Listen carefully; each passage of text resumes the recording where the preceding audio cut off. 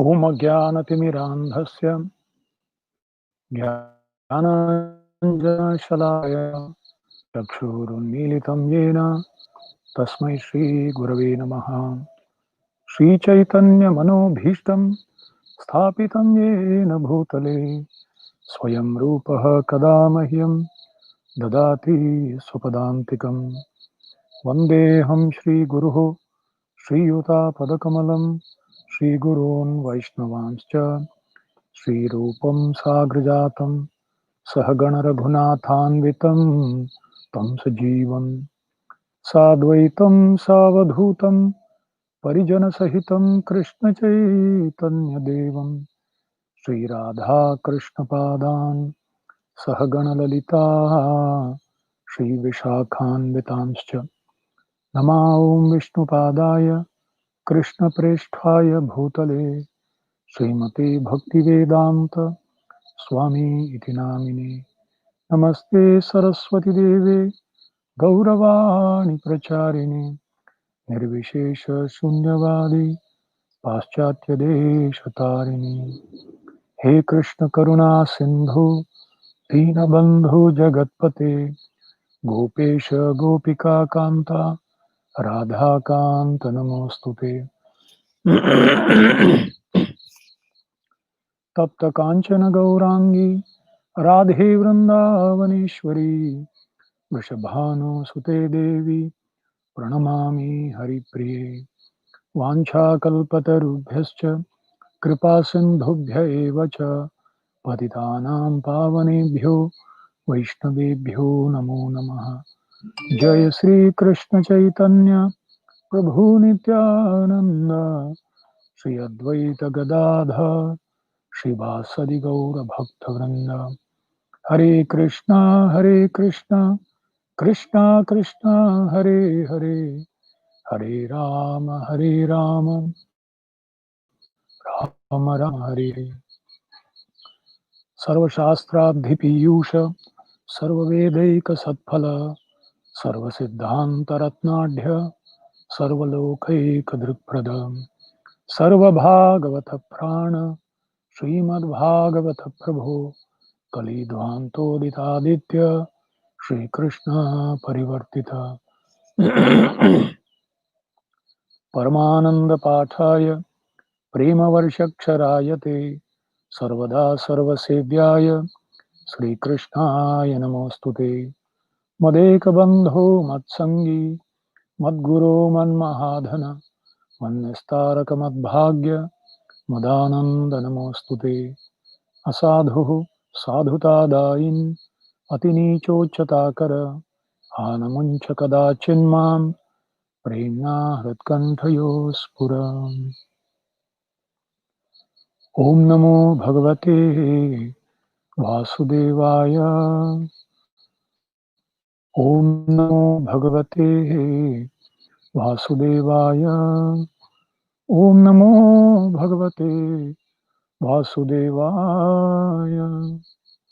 नारायणं नमस्कृत्य नरं चैव नरोत्तमं देवीं सरस्वतीं व्यासं ततो जयमुदीरये।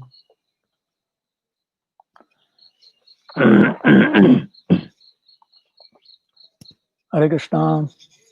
हमारे सारे श्रोताओं के चरणों में मेरा साष्टांग प्रणाम। तो आज हम 14वें अध्याय में प्रवेश कर रहे हैं श्रीमद् भागवतम के प्रथम स्कंद का। तो पिछले अध्याय में हमने देखा 13वें अध्याय में किस तरह धृतराष्ट्र का उद्धार हेतु संन्यास ग्रहण किए हुए वानप्रस्थ में चले गए हुए विदुर जी फिर से हस्तिनापुर कुछ दिनों के लिए वापस आए। उनका स्वागत हुआ और उन्होंने अपने वचनों के द्वारा न केवल महल के लोगों को, राजमहल के लोगों को आध्यात्मिक जीवन में और जीवन के लक्ष्य की ओर सूचित किया, प्रेरित किया, बल्कि जिस मुख्य उद्देश्य से आए थे, धृतराष्ट्र को उस मोह के जो जाल में वो फँसा हुआ था, वहाँ से उसे निकाल कर उसे अपनी जीवन की जो लक्ष्य है, एक धीर पुरुष बनकर, भले वो नरोत्तम नहीं बन पाए, शुद्ध भक्त नहीं बन पाए, पर कम से कम शुद्ध भक्तों के मार्गदर्शन में उनके आदेशानुसार अगर वो भौतिक आसक्तियों से मुक्त होकर कम से कम अंतिम में भगवान की शरण आश्रय ले, तो उसका जीवन सफल होगा। इस हेतु उन्होंने बहुत ही कठोर शब्दों में धृतराष्ट्र को संबोधित किया। धृतराष्ट्र उस परिस्थिति से उभर के ऊपर आए और तत्पश्चात गांधारी के साथ निकल पड़े। और जब युधिष्ठिर महाराज बहुत ही विचलित हो गए कि कहीं मेरे कारण तो मेरे चाचा और चाची निकल तो नहीं गए, तब नारद जी का वहाँ आना हुआ और नारद जी उन्हें सांत्वना देते हैं और कहते हैं कि नहीं, नहीं, तुम वो अपने मार्ग पर गए हुए हैं अपनी जीवन की सफलता के लिए और तुम अपना कर्तव्य तुम अभी निभाओ। और यहाँ तीसरे अध्याय 13वें अध्याय के अंत में नारद जी ने युधिष्ठिर को एक संकेत किया कि तुम तब तक राज्य करो जब तक भगवान श्री कृष्ण इस धरातल पे लीला समाप्त करके भगवत धाम वापस न जाए। वो एक संकेत किया था। और इस अध्याय में सूत गोस्वामी वर्णन करते हैं कि पांडवों की प्रतिक्रिया क्या थी जब वो भगवान के अंतर्धान के बारे में सुने। और इसीलिए 14वां अध्याय जो है, तो युधिष्ठिर जी राह देख रहे थे। अभी ये जो नारद जी कब आए, भगवान के धरातल से जाने के बाद आए, हाँ बाद आए तब, क्योंकि अर्जुन उनके साथ गए थे भगवान श्री कृष्ण के साथ, और 7 महीना हो चुका है, अभी तक अर्जुन वापस नहीं आए। अर्जुन को भेजा था युधिष्ठिर जी ने कि सबको मिल के आओ, हमारे मित्रों को, संबंधियों को, और भगवान का योजना क्या है हमें आके बताओ। तो अभी अगले अध्याय में 14वां अध्याय, जिसका शीर्षक है भगवान श्री कृष्ण का अंतर्धान होना। बड़ा सुंदर शब्द प्रभुपाद उपयोग करते हैं, भगवान श्री कृष्ण का अंतर्धान। इन्हीं कहते हैं कि भगवान श्री कृष्ण का देह त्याग, मनुष्य का देह त्याग होता है, हाँ, पर भगवान जो है सच्चिदानंद विग्रह, उनका जन्म और उनका अंतर्धान दोनों पूर्ण रूप से दिव्य है। उनका भौतिक शरीर है ही नहीं, तो जन्म का सवाल ही नहीं है। जन्म उनका होता है जो अपने पाप कर्मों को, पुण्य कर्मों को भुगतने आते हैं। जो ये 3 गुणों से परे हैं, उनका जन्म क्यों और इस संसार में उनका कार्य क्यों।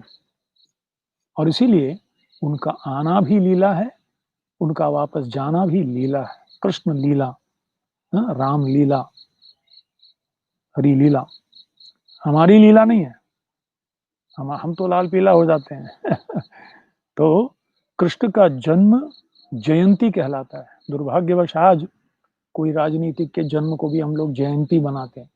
जयंती शब्द केवल भगवान को उपयोग करना चाहिए, कृष्ण जयंती, क्योंकि कृष्ण के नियंत्रण में ये सारे ग्रह नक्षत्र एक योग्य अनुकूल स्थिति में आते हैं उनकी सेवा हेतु। ये जो नवग्रह है तिरुपति बालाजी के, इसमें वेंकटेश सुप्रभातम स्तोत्र में आता है कैसे सारे नवग्रह आकर खड़े होते हैं बालाजी के चरण कमलों में, अनुमति मांगते हैं, हमारा कार्य करने के लिए अनुमति दीजिए हर रोज। तो इस तरह से वो अपने कर्म के अनुसार नहीं आते, अपने पुण्य या पाप कर्मों के नहीं, अपने ये लीला करने, हम जैसे बद्ध जीवों को उद्धार करने आते हैं। तो केवल उनके जन्म को, जो ग्रह नक्षत्र का जो समूह एकत्रित होता है, उसको जयंती कहते हैं। और इसी तरह से भगवान का इस धरातल से वापस जाना अंतर्धान, हमारे आंखों के सामने से अप्रकट हो जाते हैं। है तो भगवान सब जगह, अभी भी हमें हमारे सामने, पर अपनी इच्छा से प्रकट होते हैं और अप्रकट हो जाते हैं। तो अब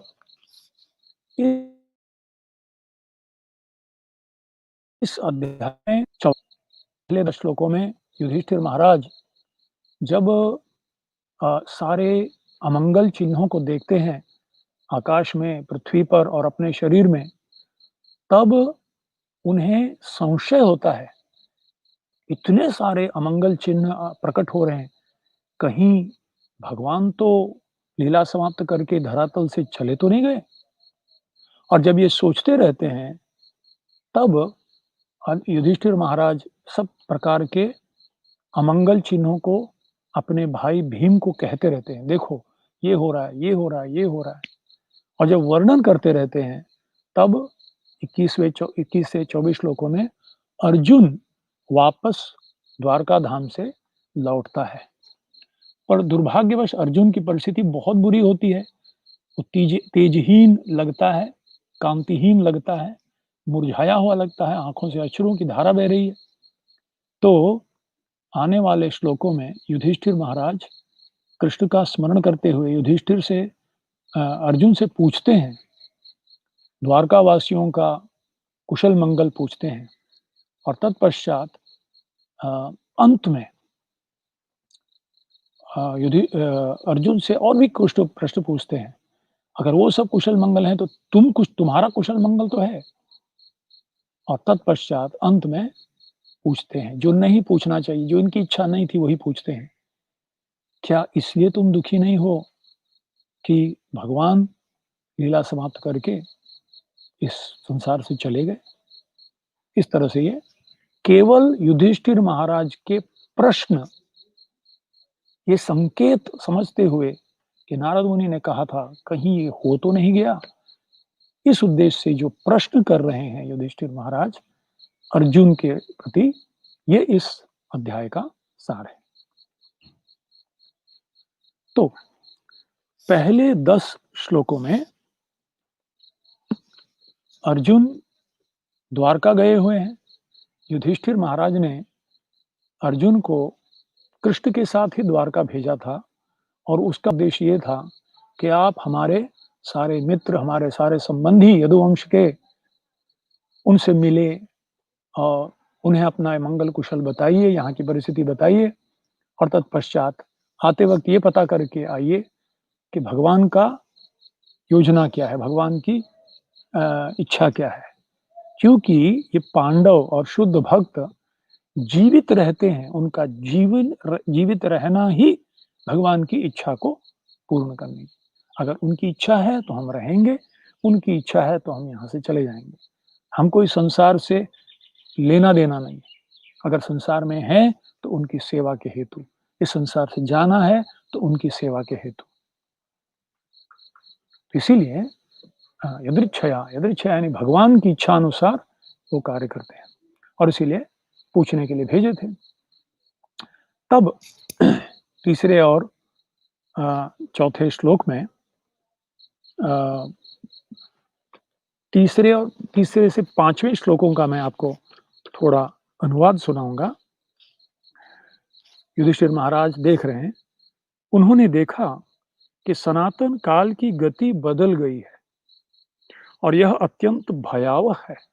बड़ा भयानक परिस्थिति आ गई है। काल प्रतिकूल लग रहा है। ऋतु संबंधी नियमितताओं के में विघ्न पड़ रहे हैं। सामान्य मनुष्य अत्यंत लालची, क्रोधी तथा धोखेबाज हो गए हैं। वे देख रहे थे कि वे सभी जीविका के अनुचित साधन अपना रहे हैं। समस्त सामान्य लेन देन, यहाँ तक कि मित्रों के बीच के व्यवहार तक कपट का कारण दूषित हो गए हैं। समस्त सामान्य लेन देन, यहाँ तक कि मित्रों के बीच के व्यवहार तक कपट के कारण दूषित हो गए हैं। पारिवारिक विषयों में पिता, माता तथा पुत्रों के बीच, शुभ चिंतकों के बीच तथा भाई भाई के बीच सदैव गलतफहमी होती थी। यहाँ तक कि पति तथा पत्नी के बीच भी सदैव तनाव तथा झगड़ा होता रहता था। ये देखे तो युधिष्ठिर बोले कि अभी भगवान कृष्ण इस धरातल से चल पड़े हैं। अगर आज युधिष्ठिर आएंगे तो क्या कहेंगे? ये देखते ही उनको भयावह ये वो भयभीत हो गए वो। क्या स्थिति आ गई है? ये कलयुग की शुरुआत है। कली तब आया जब भगवान का चरणों का स्पर्श धरातल से निकला। ये बड़ा महत्वपूर्ण सीखने वाली बात है। जिस दिन हमारे जीवन से, हमारे हृदय से, हमारे व्यवहार से कृष्ण के चरण कमल निकल जाते हैं, उस क्षण, उस स्थान पर, उस परिस्थिति में कली का प्रवेश है। अगर कृष्ण के संबंध में हम आ जाएंगे तो हमारे हृदय को, हमारे जीवन को, हमारी परिस्थिति को हम वैकुंठ का वातावरण निर्माण आज भी कर सकते हैं। कृष्ण सूर्य समा माया है अंधकार, जहां कृष्ण तहां नहीं माया अधिकार। तो श्रील प्रभुपाद जी कहते हैं कि अगर कृष्ण को अपने जीवन में हम लाएं, तब अमंगल हो या मंगल हो, वो मंगल ही हो जाता है। तो इस तरह एक महत्वपूर्ण विषय पे हम थोड़ा यहाँ ध्यान आपका लाना चाहता हूं कि शुभ और अशुभ, युधिष्ठिर महाराज सारे अशुभ चिन्ह देख रहे हैं, अपशकुन देख रहे हैं, अमंगल चीजों को देख रहे हैं। तो ये मंगल और अमंगल, हाँ, शुभ और अशुभ, इस भौतिक संसार में शुभ का मतलब क्या? अगर 2 रुपये का आपने लॉटरी का टिकट खरीदा और आपको लॉटरी लग गया 1 करोड़ का, तो हम समझते हैं भाई शुभ। और अगर सड़क पे जा रहे थे, एक्सीडेंट हो गया, पैर टूट गया, फ्रैक्चर हो गया, हम कहते हैं अशुभ। तो भौतिक रूप से शुभ यानी अपने शरीर और अहम ममेति इसको लाभ होना, और अशुभ यानी हमें इस शरीर के लिए और उससे संबंधित चीजों में कोई हानि होना, तब हम अशुभ कहते हैं। पर आध्यात्मिक रूप से देखा जाए, शुभ का मतलब वो चीज जो हमें भगवान से जोड़ता है, और अशुभ मतलब वो चीज जो हमको भगवान से, भगवान के स्मरण से दूर कर देता है, भगवान से हमें दूर कर देता है, चाहे वो शुभ या अशुभ हो। उदाहरण के लिए बाल, सर के ऊपर जो बाल है, मेरे कम है, आपके ज्यादा होंगे। बाल जब सर से जुड़ा होता है तो उसको हम स्नान करके, अच्छे तरह से स्पर्श करके, उसमें सुगंधित तेल लगा के, कितने आभूषण लगा के, हाँ, उसको सजाते हैं, आईने के सामने श्रृंगार करते हैं। और वही बाल जब नाई के दुकान में सर से अलग करके नीचे गिरता है तो बड़ा घृणात्मक लगता है।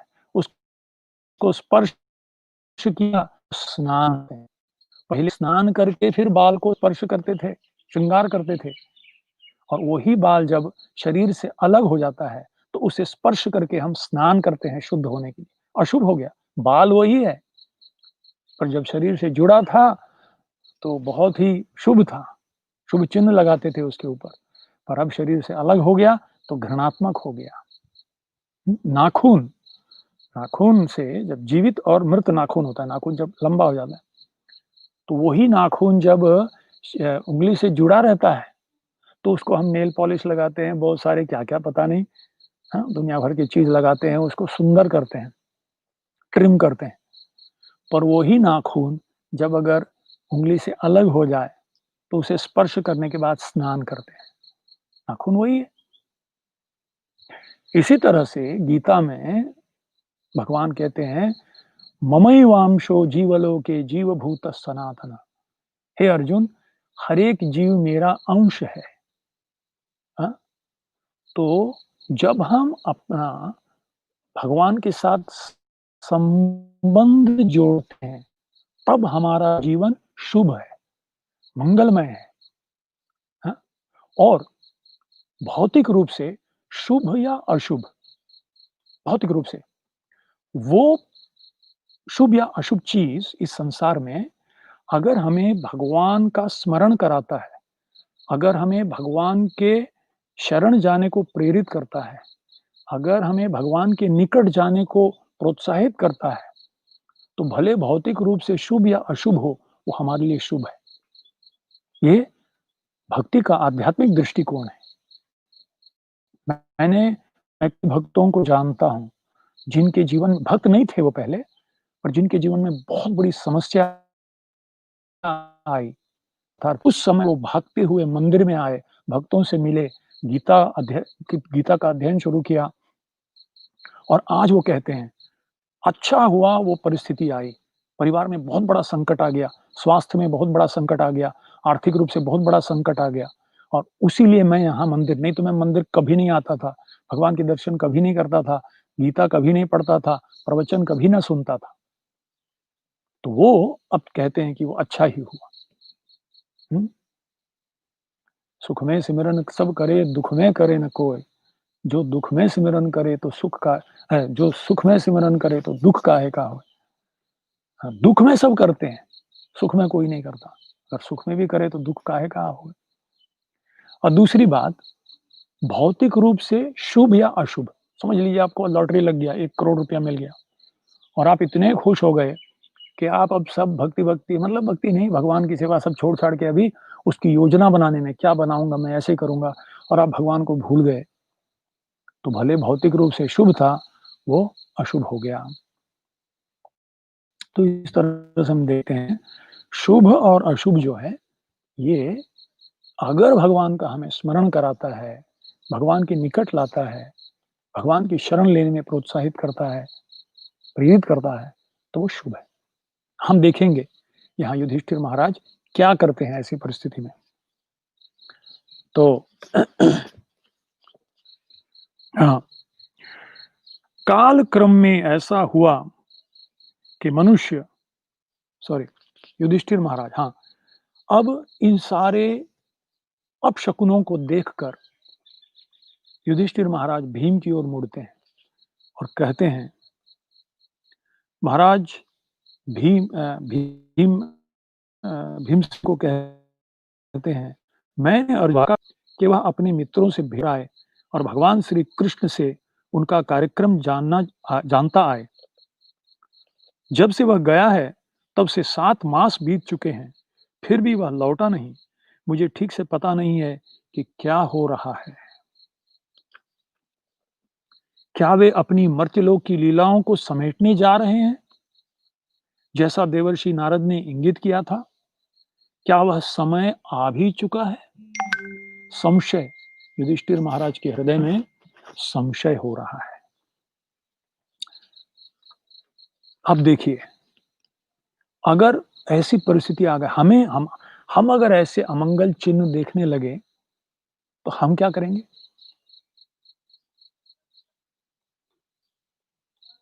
भगवान को कोसने लगेंगे शायद। भगवान है या नहीं? मैंने इतनी भक्ति की, भगवान क्यों देख रहे हैं कि नहीं? संशय आने लगेगी हमारे हृदय में। युधिष्ठिर महाराज की प्रतिक्रिया देखिए। क्योंकि भगवान के बारे में सोच रहे हैं, तो एकाएक भगवान के बारे में क्या सोच रहे हैं?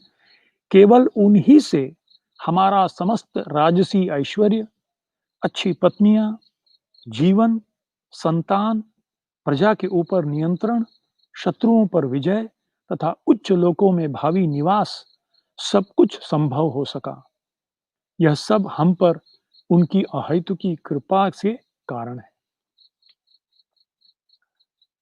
तो चाहे वो दुख हो, चाहे वो सुख हो, चाहे वो शुभ हो, अशुभ हो, मंगल हो, अमंगल हो, भक्त है उस परिस्थिति में भगवान का कृतज्ञ पूर्वक धन्यवाद देते हुए स्मरण करता है। कहीं कृष्ण लीला समाप्त करके चले तो नहीं गए? वो कृष्ण जो सारी संपत्ति, सारी सुख, सारे सुख तुम्हारे पास, तो इस तरह से तत्तेनुकंपम सुसमीक्षमाणो हृद्वाग वपुर्भिर्विदधानमस्ति। तो इस तरह से वर्णन कर रहे हैं। जो व्यक्ति यहाँ एक बड़ा महत्वपूर्ण बात विचार करने योग्य है और वो ये कि आज पूरे विश्व के सम्राट हैं युधिष्ठिर महाराज, पर भगवान को भूले नहीं। और जब वनवास में थे, सब कुछ उनसे छीन लिया गया था कौरवों द्वारा, धृतराष्ट्र के पूरे पुत्रों द्वारा, रिश्तेदारों द्वारा। उस समय भी भगवान का ही शरण लिया। यानी दोनों परिस्थिति में उनकी ओर से पूरा प्रयास रहा, पर भगवान के ऊपर निर्भर थे। किसी ने मुझसे प्रश्न पूछा, कर्मण्येवाधिकारस्ते मा फलेषु कदाचन, ये बहुत खतरनाक श्लोक है गीता का। इसी के कारण भारतीय लोग, सब लोग आलसी हो गए हैं। फल की इच्छा ही मत रखो, इसीलिए उनको प्रेरणा ही नहीं है आजकल। नहीं, माँ फलेषु कदाचन का मतलब है फल की चिंता तुम्हारा नहीं है, फल की चिंता देना उनका काम है, और वो अच्युत हैं, वो कभी चूकते नहीं है, वो तो देंगे ही। तू अपना कार्य में चूक मत, वो अच्युत है, पर तू अच्युत है अपने कर्म करने में। हमें अपना कर्म करते रहना चाहिए, अच्छे दिन या बुरे दिन अपना कर्म चालू रखना है, और जो भी आया उसे कृपा की। इस भावना से अगर हम जीवन जीते हैं, तब हम कह सकते हैं कि हम आध्यात्मिक दृष्टिकोण कृष्ण भावनामृत हुए हैं। तो इस तरह से, और ऐसी परिस्थिति में अगर एक व्यक्ति यशस्वी हो, अगर हम कार्य किए, अपना प्रयास किए, पुरुषार्थ किए, और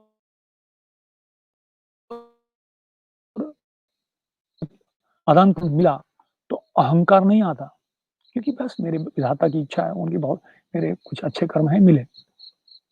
और पूरे प्रयास करने के बाद भी, पूरे पुरुषार्थ करने के बाद भी अगर कुछ नहीं मिले, तो निरुत्साहित नहीं होता भक्त। क्यों? क्योंकि ठीक है, मेरे भाग्य में नहीं लिखा, मेरा कर्म मैं करते रहूंगा। मिले तो भी उत्साह में कम नहीं, नहीं मिले तो भी उत्साह में कम नहीं।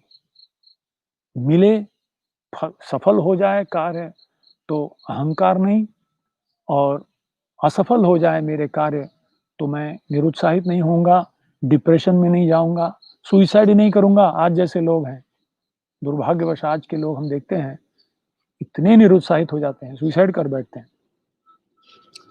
तो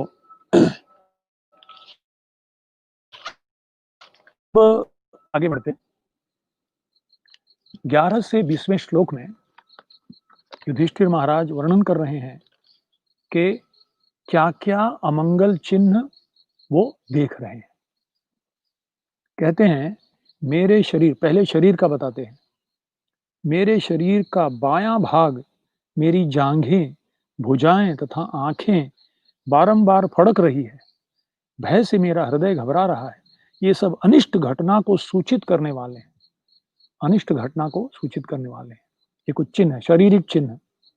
अच्छा, फिर पशुओं के बारे में कह रहे हैं। पशुओं के, इसको मैं विस्तारित रूप से नहीं कहूंगा, आप कृपया पढ़ लीजिए। पशुओं में कहते हैं कि सियारिन जो है वो सूर्य को देखकर रो रही है, कुत्ते निर्भय होकर भौंक रहे हैं, गाय मेरी बाईं ओर से जा रही है। फिर पक्षियों के बारे में कहते हैं कि उल्लू को तथा कौवों को चीखना बड़ा अमंगल लग रहा है। फिर पंचभूतों में कह रहे हैं, आकाश धुआं धुआं लग रहा है, पृथ्वी और पर्वतों में कंपन हो रहा है, वायु बड़ी तेजी से धूल उड़ाकर बह रही है, वर्षा मानो खून जैसे लाल लाल पानी बरसा रही है। हाँ, इस तरह से। फिर कहते हैं कि किस प्रकार से गाय, बैल, बछड़े जो हैं, अपनी माँ के थन से दूध नहीं पी रही है, गाय अपने थनों से दूध नहीं दे रही है, और बैल भी ऐसे रो रहे हैं, आंखों से अश्रु धारा बह रही है। और फिर कहते हैं कि विग्रह, मंदिरों में विग्रह मानो रो रहे हैं, उनके मानो पसीने छूट रहे हैं।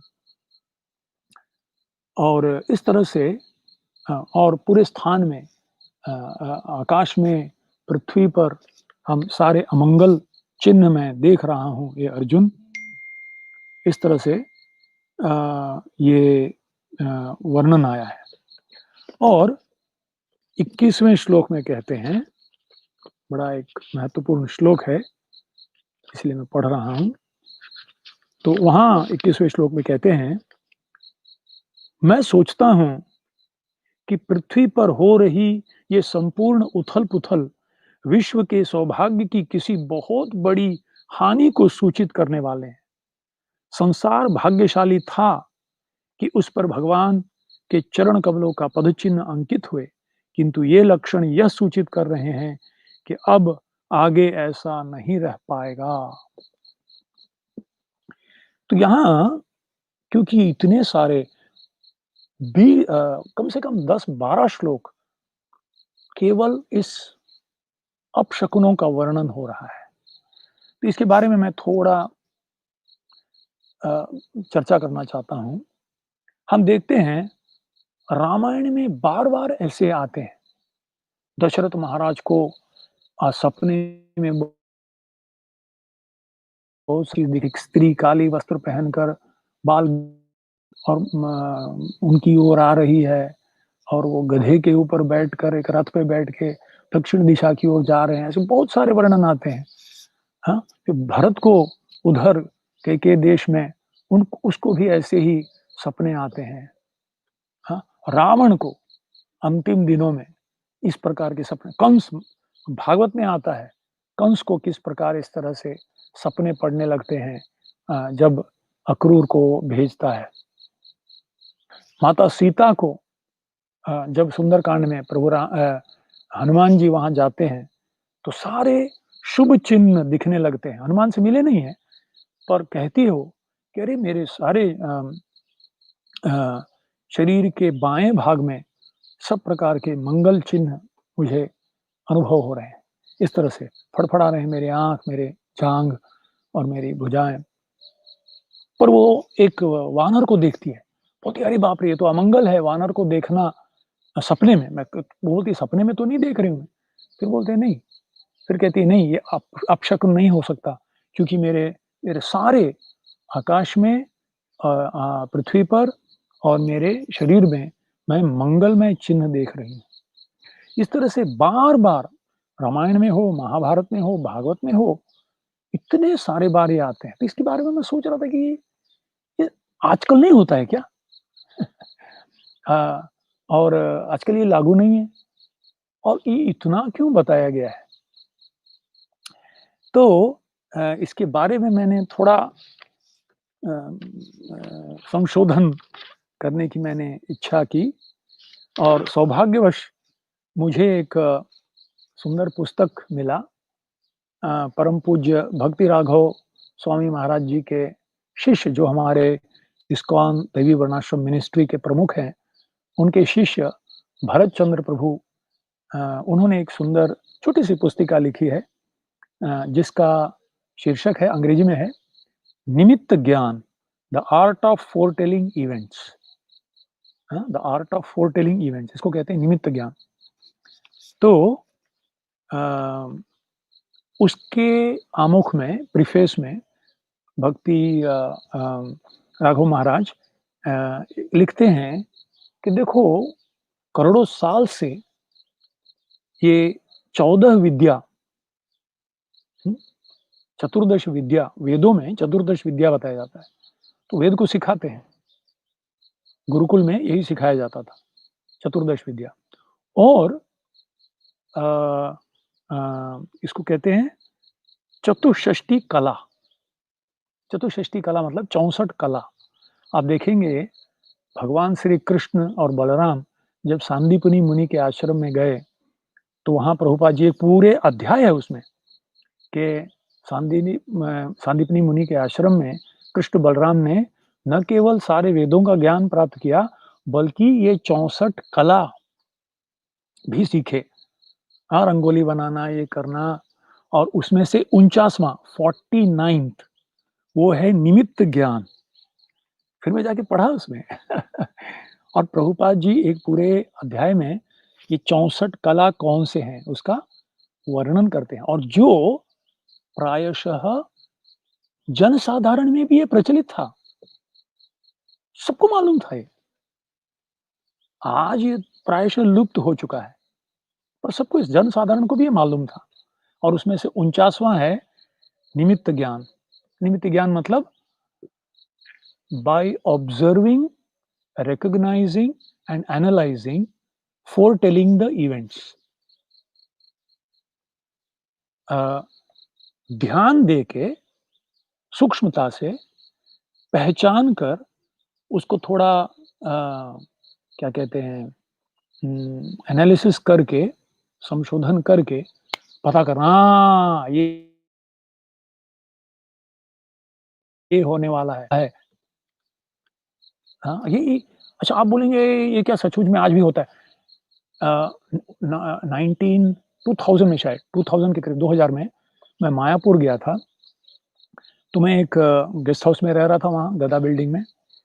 तो मेरे गुरु भाई थे रोहिणी प्रिया प्रभु, उनके साथ मैं वहाँ रह रहा था। तो नरसिंह चतुर्दशी के समय था, मई महीना, धूप।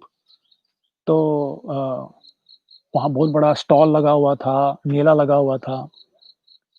तो करीब 1:30 बजे, दोपहर को 1:30 बजे मैं थोड़ा आराम कर रहा था बेड पे, तो रोहिणी प्रिया प्रभु बोले कि प्रभु जी, लगता है बहुत बड़ा आंधी और तूफान आने वाला है, बहुत बारिश और तूफान आने वाला है। मैं बोला क्या पागल हो गया है तू? फिर क्या बोल रहा है यार, दोपहर को कड़क धूप चल रहा है और मई का महीना है, अभी कहाँ बारिश आएगा, आंधी तूफान कैसा आएगा? बोले देखो प्रभु जी, देखो दीवाल के ऊपर देखो। और मैंने दीवाल के ऊपर देखा, लिटरली हाँ, मैं वो थोड़ा क्या बोलते हैं, बढ़ा चढ़ा के नहीं कह रहा हूँ, लाखों चींटियां, लाखों काले-काले चींटियां, लाखों की संख्या में, मानो दीवाल के ऊपर काला पेंट लगाया गया हो, ऐसे एक साथ जा रही है। और सब लॉक स्टॉक बैरल अपने मुँह में कोई दाना लिया हो, ये लिया हुआ है।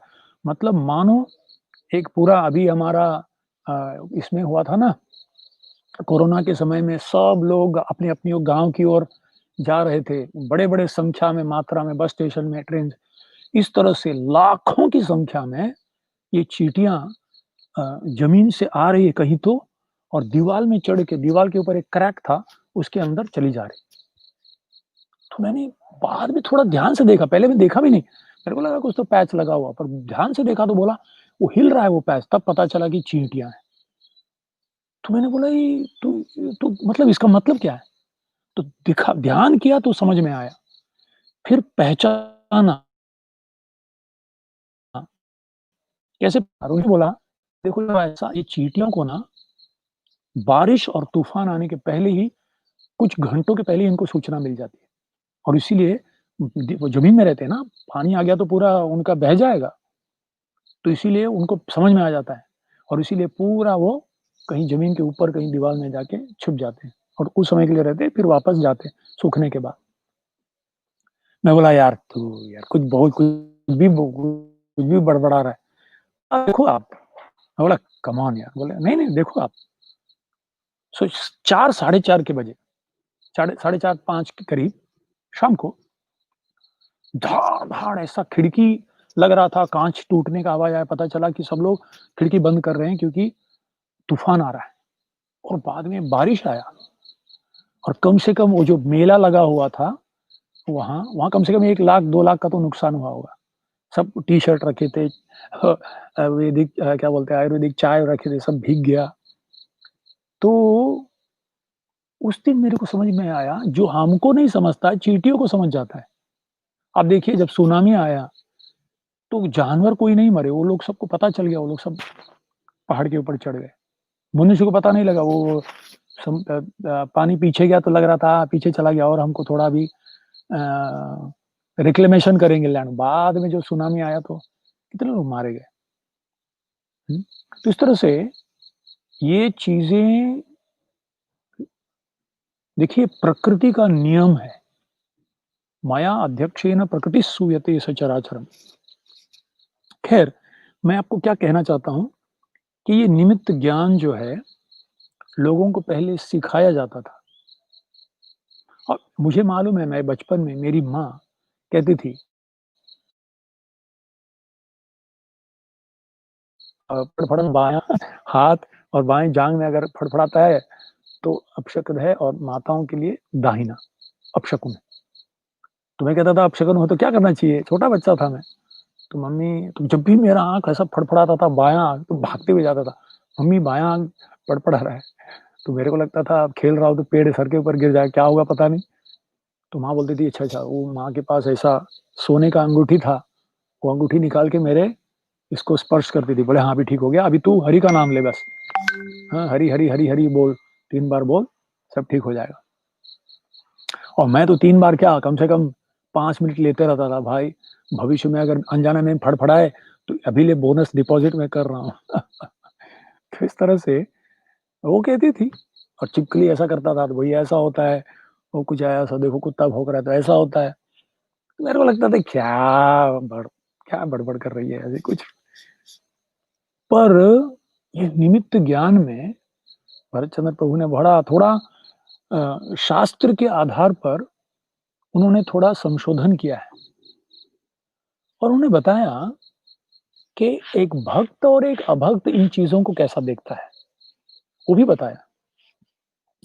देखिए, बहुत सुंदर से उसके आमुख में ये लिखते हैं, "These marvelous sciences, although full of wonders and secrets themselves, should not become a distraction for practitioners, but should serve as a tool to help them appreciate material nature with a goal to better serve, better understand, better appreciate the very source of both material and spiritual nature, the Supreme Lord Krishna Himself."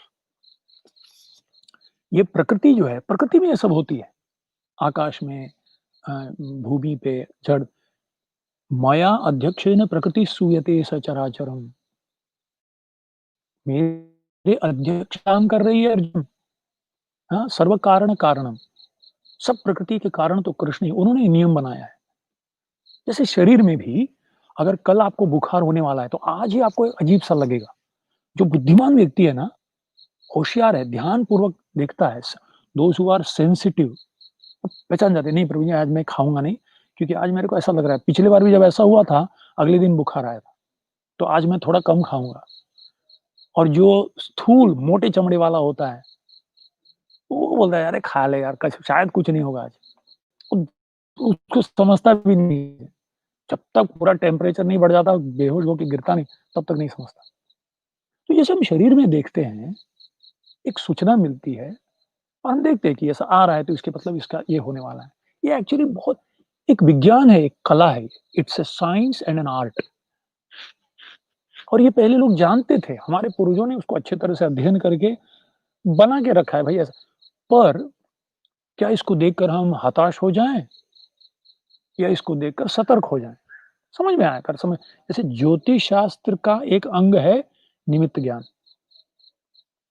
कुछ लोग कहते हैं निमित्त ज्ञान का एक अंग है ज्योतिष शास्त्र, क्योंकि वो भी दिखाता है क्या भले जो भी हो, पर मुख्य रूप से समझना ये है कि एक भक्त जैसे अर्जुन, हम अगले अगले अध्याय में देखते हैं, जब अर्जुन ने ये सारे अमंगल चिन्हों को देखा, तो क्या कहा?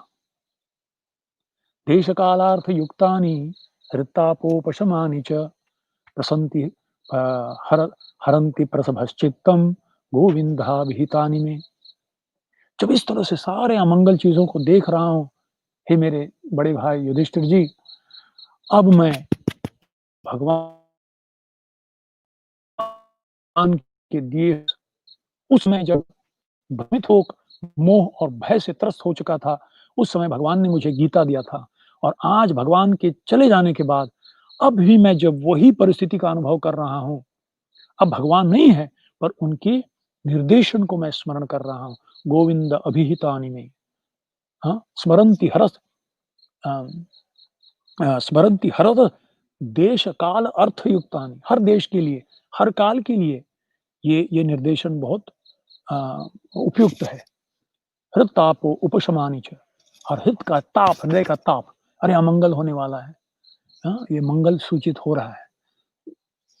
ठीक है, उस किस तरह से हमको प्रतिक्रिया दिखाना है, जिससे हम 3 चीज़, भगवान के साथ हमारा संबंध, भगवान के साथ हमारा अभिधेय और भगवान की भक्ति का प्रयोजन, यानी निमित्त ज्ञान का उद्देश्य क्या होना चाहिए एक भक्त के लिए, एक साधक के लिए? निमित्त ज्ञान अगर सीख भी लिए, सब लोगों को कोरोना आने के बाद समझ में आता है बुद्धिमान लोगों को 1-2 महीना पहले ही समझ में आता है। मार्च के बाद ऐसा कुछ ग्रह नक्षत्र ऐसे हैं, पूरे अतिवृष्टि होगी, अनावृष्टि होगी, पंचांग पढ़ते थे। अरे मेरी माँ पंचांग पढ़ती थी नए साल में पंचांग आता था और हम लोग पूरे परिवार बैठते थे, मेरी माँ बोलती थी, "देखो, ये संवत्सर है, इसमें ये आने वाला है, ये गंडांतर आने वाला है, इसके लिए ये करना चाहिए, इस बार अतिवृष्टि होगी, इस बार अनावृष्टि होगी।" अभी मुझे याद आ रहा है। तो बोले, "हाँ, ये सब पढ़ते थे पंचांग, ये सब आने वाला है, इसके लिए ऐसा-ऐसा करो, इससे थोड़ा सतर्क रहो।" समझ लीजिए, आप गाड़ी में जा रहे हो, फर्स्ट क्लास हाईवे पे जा रहे हो और हाईवे पे जाते-जाते सडनली ऊबड़-खाबड़ रोड एकदम थर्ड क्लास हो गया और आप विचलित हो गए और आपको लगता चलो चले जाए यार, ये रोड खराब है, वापस चले जाए। निराश हो गए, तो एक व्यक्ति को पूछते हो, पुलिस वाले, "ए भाई, ये रोड ऐसा ही है क्या अभी?" तो जो रोड को अच्छी तरह से जानता है, वो कहता है, "साहब, ऐसा कुछ नहीं है, ये 8 किलोमीटर का ना वो लोगों ने अभी सरकार ने वो क्या बोलते हैं रोड रिपेयर कर रहे हैं, तो ये 8 किलोमीटर ना आपको थोड़ा ऊबड़-खाबड़ रहेगा, उसके बाद एकदम फर्स्ट क्लास।" तो क्या होता है, कम से कम एक सांत्वना मिलती है। चलो 8 ही ना, चलो 8 किलोमीटर तक थोड़ा सहन कर लेंगे, उसके बाद रास्ता अच्छा है। या तो क्या हो सकता था, या हम थोड़ा विचलित हो गए थे, पर किसी से पूछा जो व्यक्ति जानता है, वो कहता है कि नहीं ये तो सब ये होता ही है, क्योंकि रोड अभी temporary inconvenience for long term convenience. तो ये निमित्त ज्ञान बताता है कि भाई देखो अभी होने वाला है, तैयार रहो और इस इसके अनुसार अपना भावना को, मानसिकता को योग्य बनाए रहो ताकि भगवान के साथ संबंध, भगवान की भक्ति में बाधा नहीं आए। इसीलिए भक्त उपयोग करता है। अर्जुन कहता है गीता में, "निमित्तानि च पश्यामि विपरीतानि केशव।" हाँ? गांडीवं संसते हस्तात् त्वच्चैव परिदह्यते भ्रमतीव च मे मनः निमित्तानि च पश्यामि विपरीतानि केशव। निमित्तानि च पश्यामि, मेरे शरीर में मैं देख रहा हूँ। हाँ? मेरा मेरा शरीर काँप रहा है और सब जगह मैं अमंगल चीज़ें देख रहा हूँ। निमित्तानि च पश्यामि, मैं देख रहा हूँ। क्या? विपरीतानि। हे प्रभु, नरसंहार होने वाला है। बहुत बड़ा नरसंहार होने वाला है। मैं नहीं लड़ना चाहता हूँ प्रभु। क्यों? क्योंकि वो भगवान की को नहीं खोजा। पर भगवान ने कहा, "कालोऽस्मि लोकक्षयकृत् प्रबुद्धो" 11वें अध्याय में कहते हैं, "कालोऽस्मि" काल के प्रभाव में ये सब मारे जाएँगे। तुम 5 पांडवों के अलावा, गिने-चुने लोगों के अलावा कोई इस इस युद्ध भूमि से वापस अपना घर नहीं जाएगा। हाँ? तस्मात् त्वमुत्तिष्ठ यशो लभस्व जित्वा शत्रून् भुङ्क्ष राज्यं समृद्धम् मयैवैते निहता पूर्वमेव निमित्त मात्र भव सव्यसाची। अरे अर्जुन, तू निमित्त बन, मैं तो करने वाला ही हूँ, ये मेरी योजना है। तो भगवान की योजना का सूचना अगर हम सतर्क रहेंगे तो हमको मिलेगी। अच्छा भगवान ये चाहते हैं, तो इस योजना में मेरा पात्र क्या है? और उस पात्र को निमित्त बनकर करो। यशस्वी सुख-दुःखे समे कृत्वा लाभा-लाभौ जया-जयौ कर्मसु कौशलम। ये कर्म करने की तरीका है। निमित्त को समझो, उसकी मानसिकता तैयार करो और अपना कार्य करते रहो, भक्ति करते रहो, विचलित मत हो। अच्छे दिनों में अहंकार मत हो, बुरे दिनों में हताश मत हो। तो ये जो ये जो निमित्त ज्ञान है, ये सारे जो वर्णन किए गए हैं, इसको अगर थोड़ी ये एक्चुअली हमको कुछ लेना-देना नहीं है इस ज्ञान से। जैसे गणित एक भौतिक ज्ञान है, पर अगर उस गणित को हम एक मंदिर बनाने के लिए उपयोग करना चाहते हैं इंजीनियरिंग के ज्ञान को, तब साधक का उसको उसके लिए उपयोग है। हुँ? नहीं तो हमको इन चीज़ों से लेना-देना नहीं। ये बंधन का कारण है और वही चीज़ हाँ, अनासक्तस्य विषयान् यथार्हम् उपयुञ्जतः निर्बन्धः कृष्ण संबंधे युक्तम वैराग्यमुच्यते। हमको इस निमित्त ज्ञान से लेना-देना नहीं है। अपशकुन हो या शकुन हमको नहीं लेना-देना। पर अगर उसको समझकर मानसिकता तैयार करके अपनी भक्ति में, अपने भगवान संबंध में, भगवान भक्त में भगवत प्रेम को प्राप्त करने के प्रयोजन के लिए लक्ष्य को ध्यान रखते हुए इन चीज़ों को सहन करते हुए आगे बढ़ेंगे, तो ये निमित्त भी हमारी भक्ति के सेवक बन जाएँगे। जैसा हम अर्जुन और अ, युधिष्ठिर महाराज को यहाँ हम देखने वाले हैं। तो इस तरह से वर्णन होता है। और अब जब युधिष्ठिर महाराज जी इस तरह अ, सोचते रहते हैं और ये सारे निमित्तों को देखते रहते हैं, तब अर्जुन वहां से द्वारका से आता है। देखिए, अर्जुन ने युधिष्ठिर महाराज ने सारे इनको देखा, हाँ, निमित्तों को, अपशकुनों को देखा, आकाश में देखा, पृथ्वी पर देखा, अपने शरीर में देखा। पहला पहला और संशय भी किया कहीं, और फिर नारद जी का भविष्यवाणी दूसरा। अब तीसरा कन्फर्मेशन फिजिकल, डायरेक्टली जब अर्जुन आ गया स्थूल रूप से। अगर युधिष्ठिर महाराज होशियार नहीं होते, ध्यान से नहीं सुनते नारद मुनि को, और अगर ये सब नहीं समझते निमित्त ज्ञान, तो अर्जुन आने के बाद रोते थे और शायद बुरा मानते। नहीं, ये पहले से उन्होंने सोच लिया था, तैयारी की थी मानसिकता। अब अर्जुन आ गया। तो 22 और 23वें श्लोक में बताया है कि किस प्रकार अर्जुन सर झुकाए हुए आया और युधिष्ठिर महाराज के चरणों में पड़ गया। और जब उसने मुख उठाया, तो युधिष्ठिर महाराज क्या देखते हैं? अर्जुन के चेहरे पे अभूतपूर्व निराशा। कभी नहीं ऐसा निराश इवन कुरुक्षेत्र के रणभूमि से पहले भी ऐसी निराशा युधिष्ठिर महाराज ने अर्जुन के मुख पे नहीं देखा था। अर्जुन की अश्रुओं की धारा बह रही थी उनकी आंखों से। उनका तेज विहीन हो चुका था। उनकी कांति खो गई थी शरीर की। तो इस स्थिति में अब युधिष्ठिर उसकी परिस्थिति को देखकर प्रश्न करते हैं। हाँ? तो 25वें श्लोक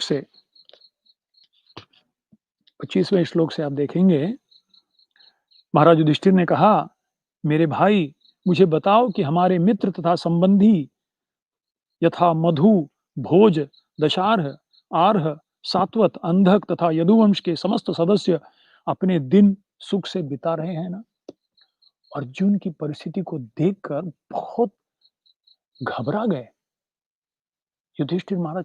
जो आशंका थी, हाँ, संशय था, वो अभी सच लग रहा है। तो भयभीत है, मतलब पूछना नहीं चाहते। उसको कैसे मुंह से भी कैसे निकाले? क्या कृष्ण चले गए? वो सोच भी नहीं सकते। उनके लिए शून्यायतम जगत सर्वम गोविंद विरहिण। पर वो पूछना नहीं चाहते, पर साथ ही साथ कारण जानना चाहते। युधिष्ठिर आई मीन अर्जुन का ऐसा मुख कैसा हो सकता है? तो सबसे पहले सारे यदुवंशों का कुशल मंगल पूछते हैं। और यदुवंश का अगर कुशल मंगल पूछना चाहे, तो 5 साल तक पूछे तो भी नहीं खत्म होगा। क्यों? क्योंकि यदुवंश का संख्या कितना है?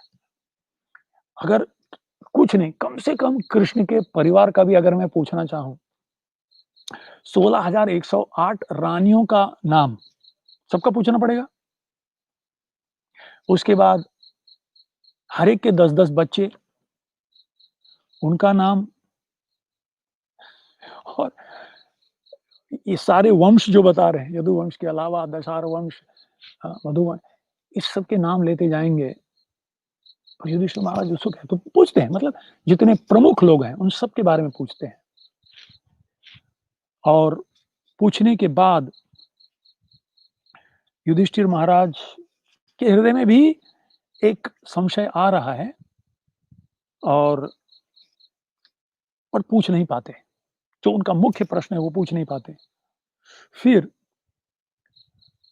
पूछते-पूछते, यदुओं के बारे में पूछते-पूछते, अभी कृष्ण का कुशल मंगल थोड़ी पूछ सकता है कोई। अरे! कृष्ण पूरे विश्व के मंगल, या जहाँ कृष्ण है वहाँ सब कुछ मंगल होता है। हाँ? कृष्ण जहाँ से चले गए तभी अमंगल। तो कृष्ण के होते हुए अमंगल, तो कृष्ण का मंगल नहीं पूछा। तो वो इसमें कहते हैं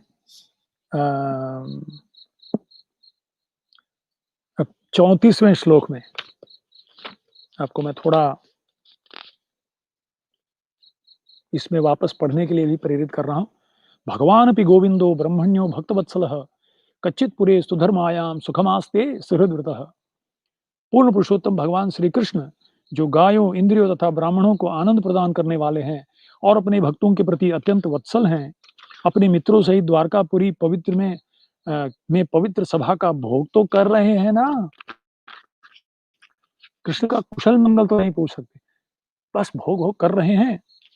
इस तरह से परम भोक्ता आदि भगवान तथा मूल भगवान अनंत अर्थात बलराम यदुवंश रूपी सागर में ब्रह्मांड के कल्याण, सुरक्षा और उन्नति के लिए निवास कर रहे हैं। जहां भगवान रहते हैं वहां सबका कल्याण हो जाता है, वहां सबकी सुरक्षित है, सब लोग की उन्नति में बढ़ रहे हैं, तो फिर उनका कुशल क्या पूछना। पर ये सब कुशल पूछने के बाद भी युधिष्ठिर महाराज गौर करते हैं कि अर्जुन कुछ नहीं कह रहा है। यह जानकर कि कृष्ण के होते द्वारका में किसी प्रकार की आपत्ति नहीं आ सकती, और अर्जुन मुरझाया हुआ है अभी भी। अब सोचने लगे कहीं अर्जुन तुमको तो कुछ तकलीफ तो नहीं हुआ, तुम्हारे कुछ तुम्हें कुछ समस्या तो नहीं आई। तो ये उद्देश्य से अब 34 से नहीं 39 से लेकर 44 श्लोक तक 39 टू 44 अलग अलग प्रश्न पूछते हैं अर्जुन के बारे में। यहां ध्यान करने योग्य एक चीज है, क्या अर्जुन से जो कुछ भी प्रश्न पूछ रहे हैं यहां संस्कृति को हम देखते हैं। देखिए भागवत में सोशियोलॉजी, कल्चर, पॉलिटिक्स सब ज्ञान है इसके अंदर। यहां कल्चरली सेंसिटिव, क्या चीज करने से क्षत्रिय अपना तेज खो बैठता है। अर्जुन अपना तेज खो बैठा है, तो क्या ये कारण 10 कारण बता रहे हैं। यानी सांस्कृतिक रूप से हम समझते हैं अगर कोई क्षत्रिय राजा नेता अगर ये 10 चीज ठीक नहीं करे तो उसका तेज चला जाएगा। इसी तरह से दूसरी जगह ब्राह्मण का तेज बताया गया है। अश्वत्थामा ब्रह्म तेज कब खो बैठा, जब ब्राह्मण के अनुसार व्यवहार नहीं किया। तो वहां हर एक का कर्तव्य क्या है। कोई भी कह सकता है मैं क्षत्रिय हूं। आजकल कोई रजोगुणी व्यक्ति भी कहता है मैं तो क्षत्रिय हूं। तो क्षत्रिय है तो ये चीज करो पहले, बाद में कहना क्षत्रिय। क्षत्रिय करना बड़ा आसान है, कहना बड़ा आसान है। हाँ, सिर्फ लाठी घुमाना आता है तो क्षत्रिय नहीं हो गया। तलवार घुमाना, किसी को सर काटना आता है तो ये चीज ये क्षत्रिय के लक्षण है। तो क्या कहते हैं 29वां,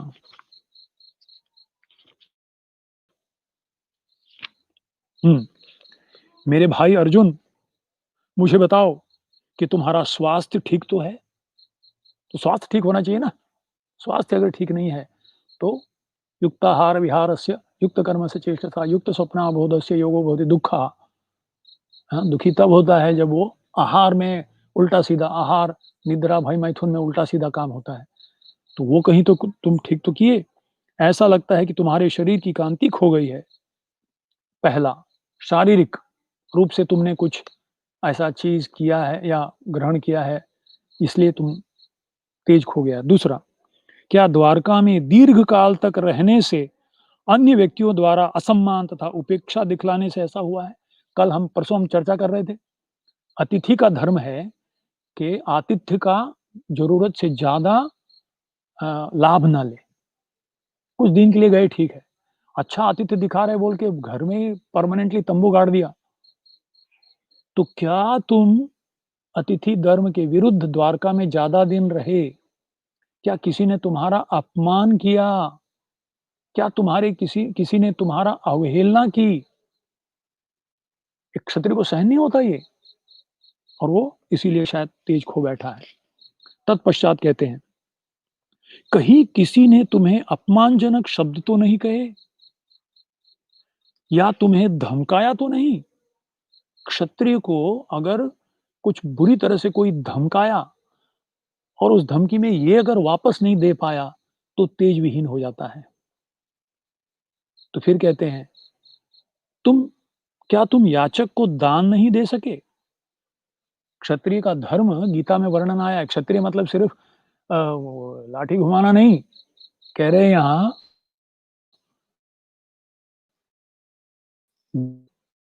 जो युधिष्ठिर पलायनम। तो तुमने वो अगर कोई स्त्री, अगर कोई ब्राह्मण, अगर कोई बालक, अगर कोई पशु का संरक्षण के लिए आए और उनको याचना करे, कोई बड़े धनी व्यक्ति और कोई शक्तिशाली व्यक्ति के पास अगर कोई याचना करने आए, जो तुम्हारे पास ज़्यादा है वो माँगने आए, शक्ति का सहायता या धन की सहायता माँगने आए और किसी कारणवश अगर वो व्यक्ति, धनी व्यक्ति, शक्तिशाली व्यक्ति उस व्यक्ति का सहायता नहीं कर पाए, तो उसके तेज में कम होना चाहिए, उसको बुरा लगना चाहिए, कहीं तो उसको चुभना चाहिए, छी! मैं कितना स्वार्थी बन रहा हूँ, कि मेरे पास धन है और कोई माँग रहा है और मैं नहीं दे रहा हूँ। तो उसको बुरा लगना चाहिए। तो क्या तुमने दान नहीं दिया? क्या किसी ने अपना वच क्या किसी से अपना वचन नहीं निभा पाए? प्राण जाए पर वचन न जाए। हाँ, एक क्षत्रिय का धर्म है, अगर किसी को हम आज देखते हैं ना पॉलिटिशियन आजकल कहते हैं, वचन पूर्ण। हमने वचन दिया था इलेक्शन से पहले, इलेक्शन के बाद भूल गए, अगले इलेक्शन में देखेंगे। नहीं, वचन पूर्ण झाला। ये इन्होंने वचन दिया था और हमने कर दिया, राम जन्मभूमि टिक। और फिर आर्टिकल 370 क्लिक ट्रिक टिक हो गया। हाँ, और जीएसटी टिक हो गया। यानी वचन दिया और नहीं कर पाए, क्षत्रिय का तेज कम हो गया, कर्तव्य है उसे। तुम तो सदा सुपात्र जीवों तथा ब्राह्मणों, बालकों, गायों, स्त्रियों तथा रोगियों के रक्षक हो। क्या तुम उनके शरण मांगे जाने पर उन्हें शरण नहीं दे सके? क्या उन्होंने आपका शरण मांगा और शरणागत को आपने शरण अभयदान नहीं दिया, नहीं दे पाए, तो तुम्हें बुरा लगना चाहिए। क्या तुमने दुष्चरित स्त्री के से समागम, पहला दुष्चरित्र स्त्री के साथ अगर समागम हुआ है, क्षत्रिय के पास शक्ति है ना, वो जो चाहे सब कुछ हो सकता है, पर उसका दुरुपयोग किया और इस तरह से दुष्चरित्र स्त्री से समागम किया, अथवा सुपात्र स्त्री के साथ तुमने भद्र व्यवहार नहीं किया। सुपात्र स्त्री के साथ अगर भद्र व्यवहार नहीं हुआ, तो भी उस व्यक्ति का तेज घट जाता है। यानी आपने अगर एक पतिव्रता स्त्री के प्रति दुर्व्यवहार किया, तो भी आपका, इसीलिए रावण का, और इसीलिए कच स्पर्श हतायुष हमने पिछले बार पढ़ा। जब द्रौपदी का उन्होंने अपमान किया भरी सभा में, उस दे सील्ड देयर फेट, उसने अपने सील लगा दिया उसके ऊपर, मृत्यु के ऊपर। अथवा तुम मार्ग में किसी ऐसे व्यक्ति के द्वारा पराजित किए गए हो जो तुमसे निकृष्ट या तुम्हारे समान हो। क्षत्रिय को अगर समान व्यक्ति या क्या बोलते हैं, निकृष्ट व्यक्ति वो अगर हरा दे, तो उसको बहुत बुरा लगना चाहिए। हाँ, शक्तिशाली व्यक्ति से लड़ा तो भाई वो तो हारना ही था, पर फिर भी मैंने लड़ा कम से कम, जटायु जैसा। हारा भी तो चलेगा, कि लड़ा किससे?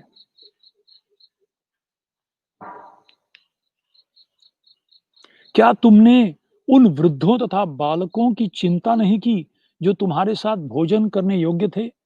क्या उन्हें छोड़कर तुमने अकेले ही भोजन किया है? कितना सूक्ष्म है देखिए। गृहस्थ को होना चाहिए अपने घर के वृद्ध, अपने घर के बच्चे, अपने ऊपर निर्भर जो लोग हैं, सबको खिलाने के बाद जो खाते हैं ना, वो अन्नामृत है। अमृत का मतलब उसमें अच्छा घी डाल के खाना नहीं। अमृत का मतलब सबको खिलाने के बाद जब व्यक्ति खाता है, वो अन्न है, वो अन्नामृत है। सही अन्नामृत पाओ। हाँ, ये जवाबदारी है, कर्तव्य है, तब उसका तेज बढ़ता है। मैसूर के एक महाराज थे, गौशाला में उनके 1000 गाय थे। गाय को चारा खिलाने के बाद वहाँ के सेवक लोग जोर से घंटी बजाते थे। उनके महल के सामने गौशाला थी, 1000 गाय। गाय को खिलाने के बाद जब घंटी बजती थी ना, तब महाराज जी खाने के लिए बैठते थे। ये मैसूर महाराज के मैंने सुना है, एक अधिकृत व्यक्ति से सुना है। वो डरता था वो बेचारा गाय चराने वाला, जल्दी खिलाओ नहीं तो महाराज भूखे जाएँगे और महाराज गुस्से से मेरे यहाँ देखेंगे। तो इस तरह से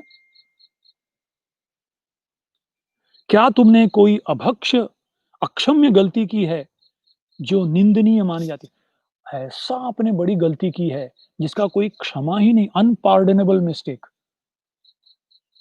फिर भी अर्जुन कुछ नहीं कह रहा है, कुछ नहीं कह रहा है।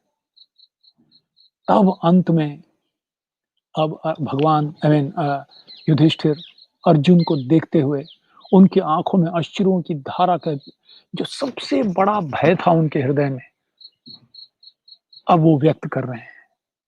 अथवा कहीं ऐसा तो नहीं है कि तुम इसलिए रिक्त अनुभव कर रहे हो क्योंकि तुमने अपने घनिष्ठ मित्र भगवान श्री कृष्ण को खो दिया हो? हे मेरे भ्राता अर्जुन, तुम्हारे इतने निराश होने का मुझे कोई अन्य कारण नहीं दिखता। शून्यायतम जगत सर्वम गोविंद विरहेण में। एक भक्त के लिए बड़े-बड़े संकट को सहन कर सकता है अगर भगवान साथ में हो। तो अगर भगवान नहीं, शून्यायतम जगत सर्वम। तो इस तरह से हमने आज इस अध्याय में अर्जुन का युधिष्ठिर महाराज के सारे अमंगल चिन्हों को देखना, अर्जुन का आना, अर्जुन को पहले द्वारकावासियों के बारे में प्रश्न पूछना और तत्पश्चात उनके स्वास्थ्य के बारे में, तेज विहीन होने के बारे में प्रश्न पूछना और तत्पश्चात मुख्य जो उनके भय, हृदय में संशय थी, वो कहीं कृष्ण चले गए, इसका प्रश्न पूछना। तो इस तरह से आज का ये समाप्त हुआ और कल हम देखेंगे 15वें अध्याय में कि युधिष्ठिर से पूछे जाने पर अर्जुन भगवान श्री कृष्ण के विरह में, क्योंकि वो चले गए हैं तभी तो आया हो, विरह में किस तरह से अपनी भावनाओं को व्यक्त करता है। आप सब श्रोताओं का बहुत-बहुत धन्यवाद। श्रील प्रभुपाद की जय, ग्रंथराज श्रीमद् भागवतम की जय। निताय गौर प्रेमानंदी। हरि हरि हरि बोल।